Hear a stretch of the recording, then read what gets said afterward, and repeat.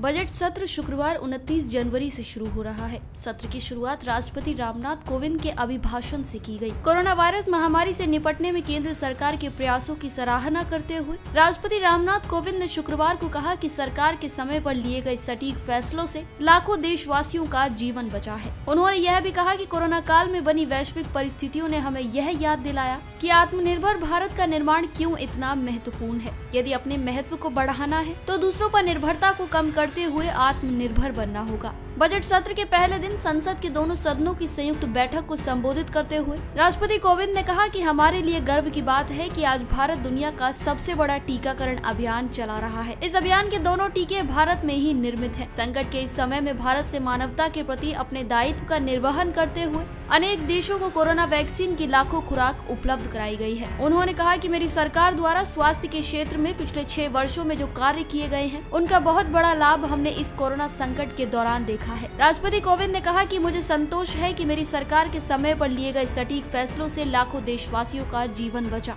आज देश में कोरोना के नए मरीजों की संख्या भी तेजी से घट रही है और जो संक्रमण से ठीक हो चुके हैं उनकी संख्या भी बहुत अधिक है। उन्होंने अपने अभिभाषण में कहा कि महामारी के खिलाफ इस लड़ाई में हमने अनेक देशवासियों को असमय खोया भी है। हम सभी के प्रिय और मेरे पूर्ववर्ती राष्ट्रपति प्रणब मुखर्जी का निधन भी कोरोना काल में हुआ। संसद के 6 सदस्य भी कोरोना की वजह से असमय हमें छोड़कर चले गए। मैं सभी के प्रति अपनी विनम्र श्रद्धांजलि अर्पित करता हूं। कोविंद ने कहा कि महामारी के दौर में अर्थव्यवस्था को संभालने के लिए रिकॉर्ड आर्थिक पैकेज की घोषणा के साथ ही मेरी सरकार ने इस बात का भी ध्यान रखा कि किसी गरीब को भूखा न रहना पड़े। उन्होंने कहा कि पीएम गरीब कल्याण योजना के माध्यम से 8 महीनों तक 80 करोड़ लोगों को 5 किलो प्रति माह अतिरिक्त अनाज निःशुल्क सुनिश्चित किया गया। कोविंद ने कहा कि सरकार ने प्रवासी श्रमिकों, कामगारों और अपने घर से दूर रहने वाले लोगों की भी चिंता की। महामारी के कारण शहरों से वापस आए प्रवासियों को उनके ही गांव में काम देने के लिए केंद्र सरकार के अभियान का उल्लेख करते हुए राष्ट्रपति ने आगे कहा कि सरकार ने 6 राज्यों में गरीब कल्याण रोजगार अभियान चलाया, जिसकी वजह से 50 करोड़ श्रम दिवसों के बराबर रोजगार पैदा हुआ।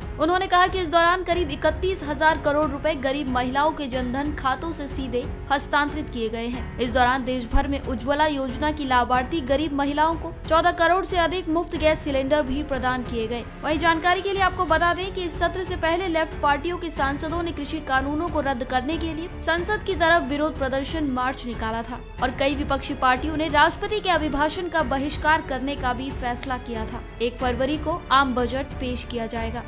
हमारी आज की इस रिपोर्ट में बस इतना ही। मैं श्वेता चौहान, पंजाब केसरी, दिल्ली।